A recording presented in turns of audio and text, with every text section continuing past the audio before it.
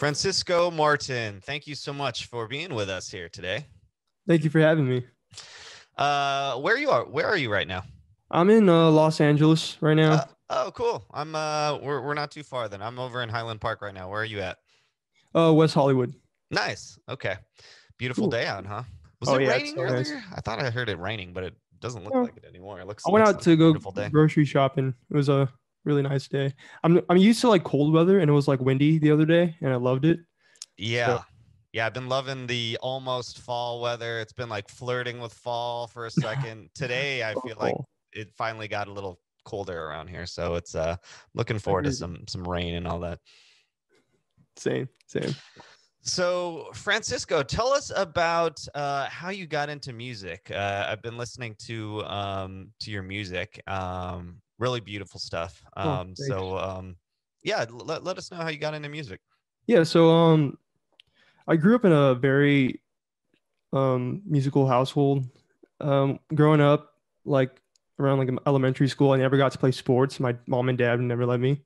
Um, so I would always my dad would always play some records around the house. My mom was always listening to records in the car, and my older brother was always listening to his own music. So yeah, I was always surrounded by music growing up, and I guess when I really got inspired to play music is when my dad had a band, like a little garage band that he'd have every weekend, and I'd hear them like the resonance of the music would shoot up from my room, and I'd hear the drummer playing drums, and I just bang on the walls on the floor, and I just keep the time and all that. My dad would hear that because I guess he heard me up there like stomping on the floors and all that. And then I guess that's when he realized that I was like that I wanted to kind of play some sort of instrument, and he kind of introduced me to the drums. He was like, I heard you playing up there, banging on the walls. I want to buy you a drum set so you could play it. And I was like, cool. And then I was like 8 or 9 maybe. So obviously I was so excited to get a drum set. So we Yeah. went to Costco like the next week, and we bought a little drum set, a little cheap drum set. And wish I still had it, but I don't. And so yeah, that's how I started up my love for drumming, because after that, after I bought the Costco drum set, I just started playing drums. I got enrolled in like drum lessons and all that. And hated it though, because I never liked reading music, Hmm. especially with drums, because it was just so confusing to me. It was just, I just didn't like learning. I just wanted to like listen to a song and play to it. So Right. uh, that would prove later on that I just love listening to music and playing along, not really getting on the technical side of things. Hmm. And so yeah, so after the drum lessons, I actually started doing my own stuff. So like I had like my own band, my own family band with my dad and my brother. My brother would play bass, my dad would play guitar, and I'd play drums. And then he needed a singer, so he asked me to sing. So I'd sing and play the drums. He gave me like the hardest role ever, like to play the drums and sing. And then at first, like I was like, oh, I can't do that. Like, I was like 10, and I didn't obviously like know how to play drums and sing at the same time. Like using my muscles and singing at the same time was hard for me. So then Yeah. I guess that's the reason why I got into singing, because my dad needed a singer and he told me to sing. So I would sing like a bunch of covers, like Bruno Mars covers and like Miley Cyrus, The Climb. I remember I cried one time because it was a The Climb was like such a hard song for me to sing and play drums at the same time. And every time we had a family party or a party in general, he would be like, sing the climb. And I never want to play. I was like, no, I don't want to play. And my dad's like, parents, they're like, when they're so proud of their children, that they'll like want to show it off. So like, no, sing it. Then I started crying at a party. And so yeah, that's how it started. And then I actually formed my own band after that, after the family band. And I do like a bunch of gigs here and there. And around that was like around when I was in high school. So freshman year, that's when I picked up when I started to meet new people and like have this new experience. I figured that playing drums and singing is cool, but I'm gonna be like by myself most of the time when I'm playing music. So obviously I can't play drums and sing and like feel the song. It's just a bunch of rhythm, not Right. like no melodies at all. So I picked up a guitar and I started making covers on SoundCloud around the time, like around high school, and that's when people were like, "Oh my God, Francisco can sing!" And I became Francisco, like the singer. I Yeah. perform at like high school rallies, and um, post covers on SoundCloud like every other week. And yeah, that's when my love for producing actually came about, because I post like acoustic covers of me on SoundCloud at first, and then a couple months later, I actually got inspired by people on YouTube making beats and singing to them. So I bought my first MIDI keyboard around like age 16, Mm. and I pirated Logic. It's Hmm.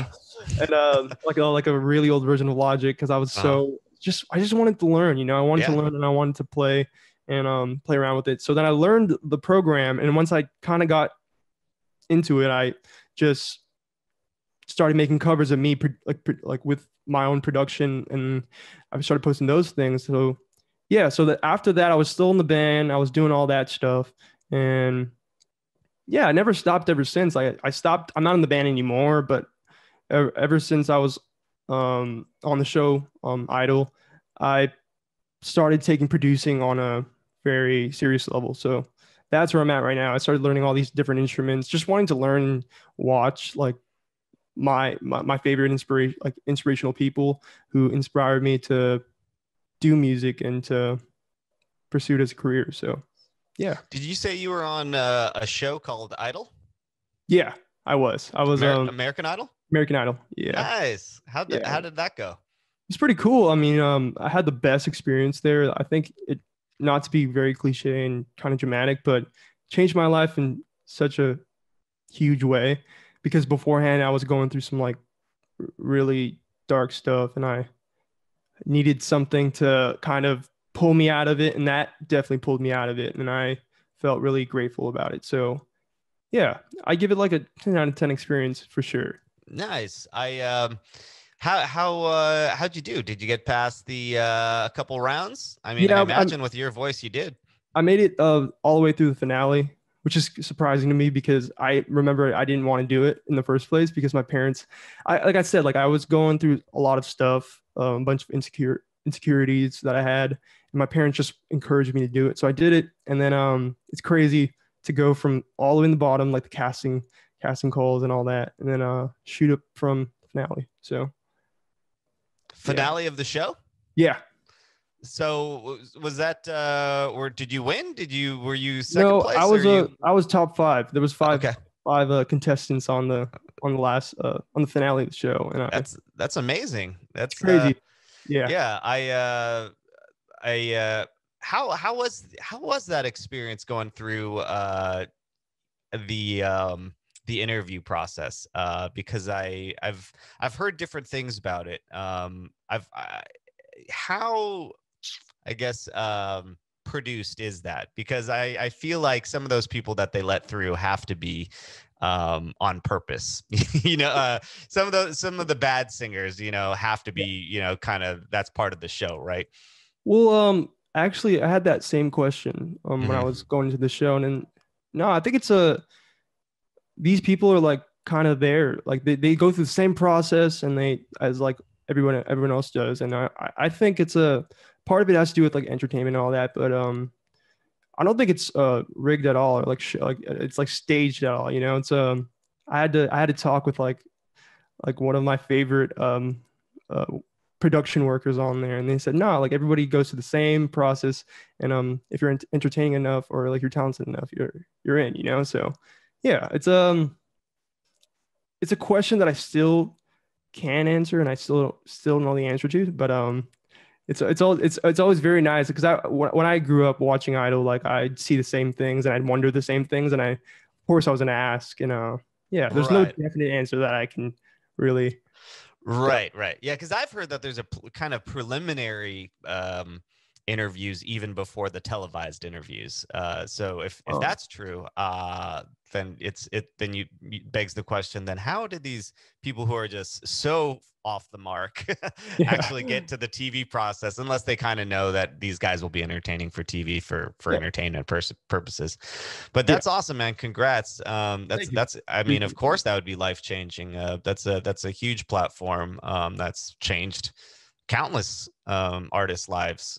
So congrats. And was that then kind of a turning point? You know, you're producing it in high school, you know, you're playing guitar and Yeah, singing at some of these school events. it was it was actually the turning point for me because I was in school around the time, like I was in college, studying law to become a lawyer. Mhm. So I had given up my dream of like, oh, I want to become a musician and do it for a living, like at the time. And because I was in college and I was like, this is the most safe option, you know? And yeah, and I kind of gave up on it. Like I would still do little covers on here and there, and I was still into producing. I think I stopped producing like around that time, like for a couple months.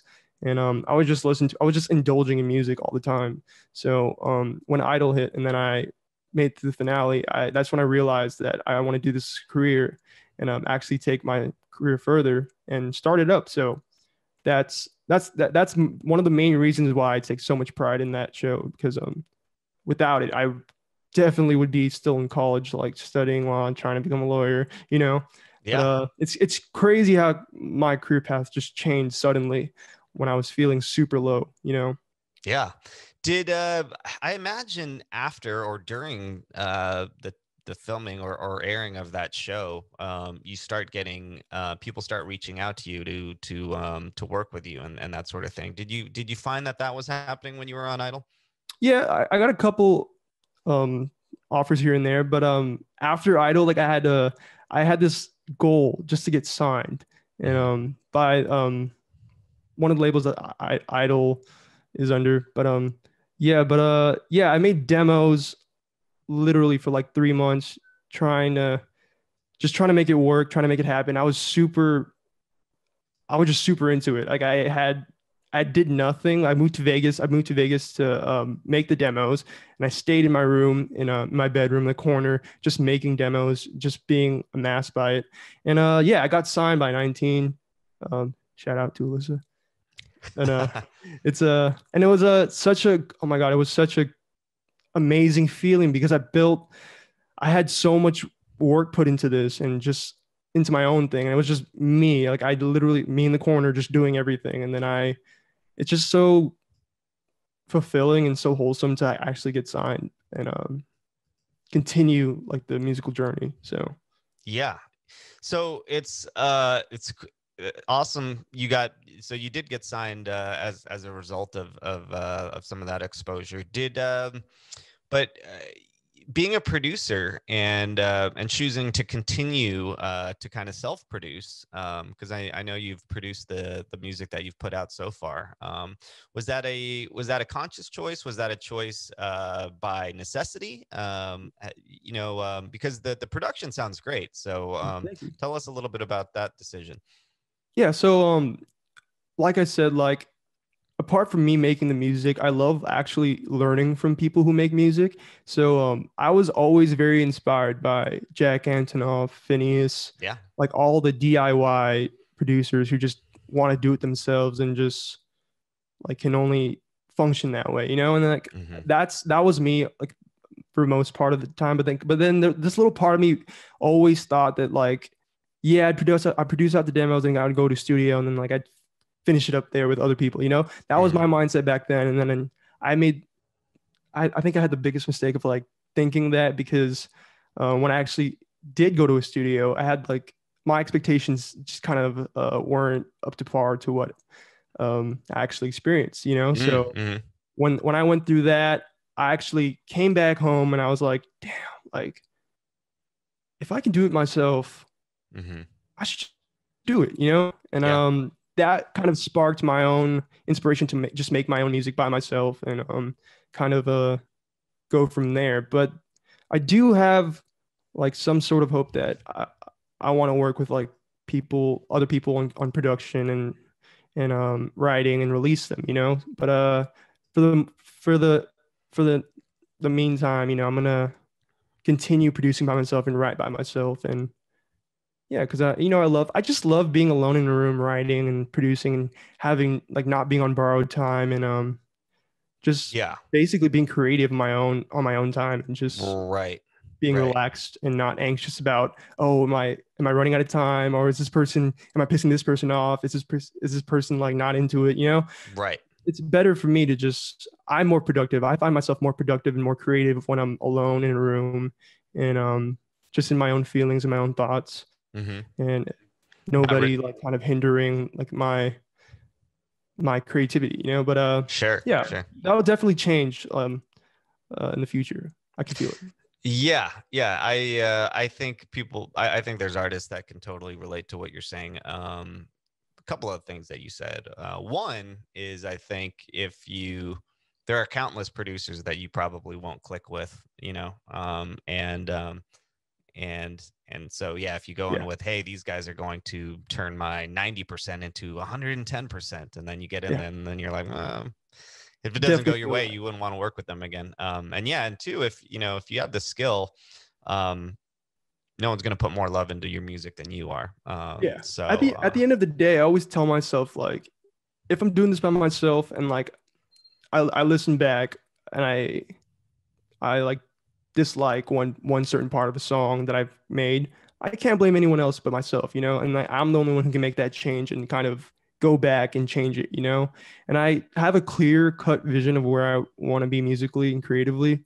And I'm very picky when it comes to like somebody producing a song for me, and like because I come out with like a little project, and if it comes out in the way I don't want it to come out, then I'm like, oh man, then uh, it's not as fun as like when I'm like, oh okay, like I have an idea, I'm gonna input it into this software, and if it sounds good, it sounds good. If it doesn't, it doesn't. Then I can move on. right, right. Yeah. Yeah, yeah, definitely less pressure. And I feel like that's something that Exactly. artists have to worry about sometimes. Is like you said, sometimes you feel like you're on borrowed time if you're with someone who you may not be close with, or if they just have to pay for the studio or the producer. Yeah. Exactly. So well, you're doing an epic job so far, my friend. Thank you. Appreciate that. So tell us a little bit about, I know you released Alaska earlier this year, and you just Mhm. released Swollen. So a couple of great tracks that you can listen Thanks. to now. Tell us a little bit about those songs. So Alaska, Maggie Rogers is a big inspiration to my songwriting and my music in general. Yeah, she's Um, great. when I was going through like such a tough time back in 2019, I remember listening to her music. I found her on a Coachella set list, and because I was gonna go to Coachella at the time, but then I ended up not going. But then I went to see the set list, and I saw Maggie Rogers on there, and for some reason she's like stood out to me. So I went up to her Spotify, and the first track that popped up was Alaska, and I never heard of this artist before in my life. Hmm. And at the time I was listening to like only one genre of music, and then I popped up that song, and oh my god, the production and the songwriting, her voice, like the vulnerability, just the emotion in the song really caught me, like caught my eye. And I remember it was this feeling of like having a breath of fresh air. I Hmm. was driving through like Tahoe around the time, so I was like looking around the mountains and the trees, and I was Yeah, just not too far off from Alaska vibes. exactly. Yeah, and I was just feeling this breath of fresh air and relief, and I was like, oh my god, like that was the first time like, a song actually did that to me, and I connected with it so well, and I think that really sparked my inspiration to write songs seriously. Because beforehand, I would write songs, but they were never serious. I'd write them about like fictional stuff that didn't mean anything to me, and just like Mm. just to play around. I never really took it seriously, but then I realized after I listened to that song and how emotional she was in it and like how vulnerable she was in it, I could take my experiences that I'm feeling right now and the feelings that I'm feeling and write them out. So then that's the reason I started writing from personal experience and just things that bother me or things that I'm feeling. I write it out in a song, and she's the main cause for that. So I love that song dearly, and it's just cool to have it on like a little cover, a little rendition of mine to be on Yeah, Spotify, and yeah, yeah, I love her too. I think she was kind of propelled by show as well. I forgot what the show was, but she was on some kind of music she's based a show. masterclass with Pharrell, right? That's what it was. Yeah, Yeah. And then Pharrell kind of was kind of blown away by her also, and then kind of Yeah. yeah, she's great. I love her. But so that's the story behind Alaska. Tell us about the new single that you just dropped.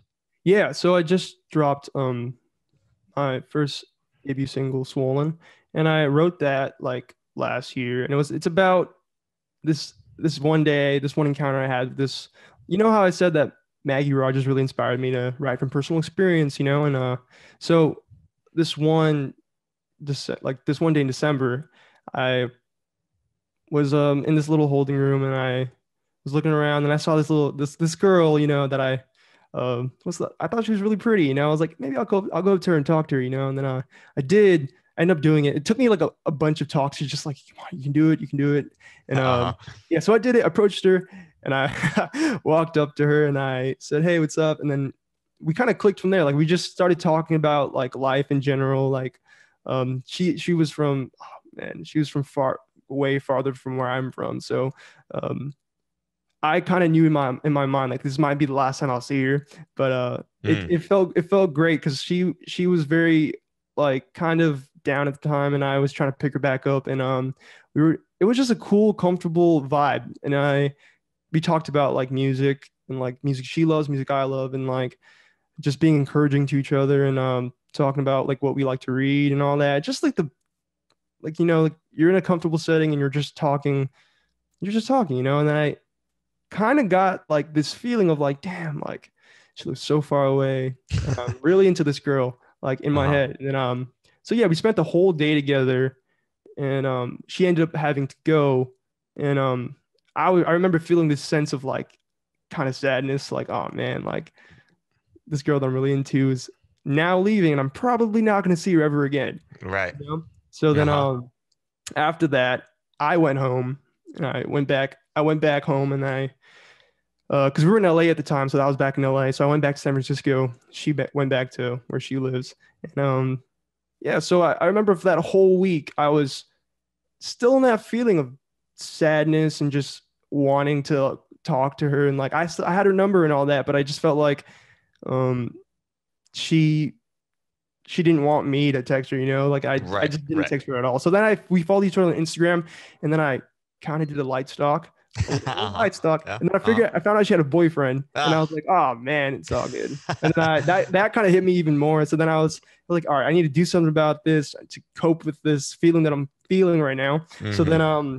I picked up a notepad, and I started playing around with little riffs and all that. I remember listening to James Bay's Peer Pressure at the time it came out, and I Mm. was super inspired to write like a guitar riff like that. So then I started the song with a guitar riff, like the main guitar riff that plays throughout the whole entire song, and then I wrote the lyrics. I wrote I with the chorus came first, and then the verses, but then I kind of made it seem as if like it's bigger than it actually is, because like and realistically, like I met this girl for one day. We talked. Sure. I Sure. was into her, and Uh-huh. then she left. Like she didn't leave me heartbroken, but I was sad, But then Sure. I made the song kind of more dramatic than it really seems. But I was feeling like really down at the time, so I wrote it all out. And after that, I felt way better. The sense of relief that like, oh, cool, I could take a personal experience and write about it, and I could leave it like a little diary entry and just like leave that feeling there. And when I sing the song or go back to the song, I could encounter that feeling again. So Yeah. that's how I Yeah. look at my own songs and songs I write that are personal to me. So yeah, wherever that girl is now, hope you're doing well. And yeah. Yeah, maybe she will hear it at some point, and who knows. Pretty sure she did. I'm pretty sure she has heard it. She follows me on Instagram, Okay. but she definitely has no idea that it's about her. That's funny. Well, maybe we'll release a clip of this, and maybe she'll get the hint. Maybe. Well, I mean, it's a beautiful song, Francisco. The production on it, your voice, it sounds great. Thank you. I was listening to it last week actually, and then I was listening to it again today, and Oh, it holds up, man. It's so well done, appreciate that. and it's Appreciate nice that. that you were able to turn maybe don't want to call it a negative, but maybe a moment of uh you know shucks to to Yeah, something aw shucks. positive, you know? It's Like, okay. I encounter that aw shucks feeling like that's like my life story, yeah, honestly. And that's the name of your upcoming LP. Speaking of which, do you have an LP planned? Are you I know you got a couple singles out now. Your Maggie Rogers cover and now this single. Do you have an LP or an EP planned? um right now we're just focusing on releasing more singles, Mm-hmm. and because I want to curate like my own sound and get to know myself as an artist and build up a stronger fan base. And obviously I'm thankful for all the supporters and people who listen to my music.